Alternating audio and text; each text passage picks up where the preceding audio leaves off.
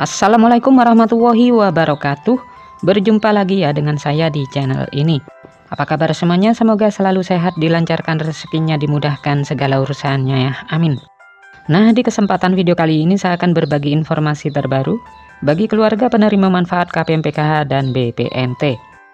Nah, kita sudah ketahui bersama bahwasanya proses penyaluran bantuan PKH dan BPNT tahun 2025 untuk tahap 2 ini tidak lama lagi akan kembali dicairkan oleh Kemensos.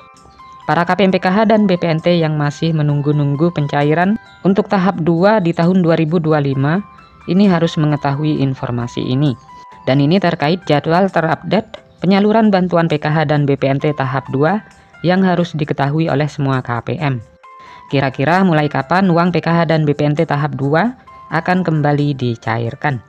Kemudian ada 4 himbauan instruksi penting dari pusat bagi kalian KPM PKH dan BPNT yang harus bisa dipahami lagi agar uang bantuan PKH dan BPNT tahap 2 nanti ketika dicairkan ini tidak berkurang lagi cairnya ya.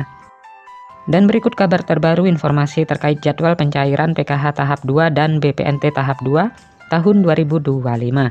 Dan ada 4 himbauan instruksi penting dari pusat yang harus diketahui. Jadi simak terus videonya sampai selesai agar supaya tidak ketinggalan informasinya.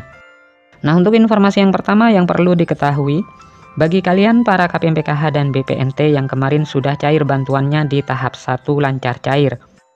Ya, walaupun ada KPM PKH yang cairnya berkurang tidak sesuai harapan, tetapi tetap disyukuri saja. Berapapun jumlah nominal uang bantuan yang diterima, yang penting masih bisa cair. Kemudian perlu diketahui bersama terkait jadwal penyaluran bantuan PKH dan BPNT tahap 2 yang tidak lama lagi akan segera dicairkan kembali oleh pusat. Dan diprediksi proses pencairan bantuan PKH dan BPNT tahap 2 ini tetap akan kembali cair menggunakan kartu KKS merah putih, dan ada juga KPM yang cair lewat PT Pos Indonesia. Dan untuk waktu pastinya itu akan dicairkan di tahap kedua di antara bulan Mei dan bulan Juni. Kemudian perlu diketahui lagi pencairan bantuan PKH dan BPNT tahap 2 tahun 2025 ini ada 4 himbauan instruksi penting yang harus dijalankan ya bagi KPM PKH dan BPNT agar bantuan bisa lancar cair dan uang bantuan PKH tahap 2 jadi tidak berkurang cairnya. Nah, himbauan instruksi penting tersebut ini yang pertama, pastikan kartu KKS wajib dipegang sendiri-sendiri oleh KPM PKH, disimpan sendiri kartu KKS-nya. Jika kartu KKS KPM dipegang oleh orang lain, harap segera diambil kartu KKS-nya ya. Hal ini mengantisipasi terjadinya potongan-potongan yang tidak jelas atau pungutan liar.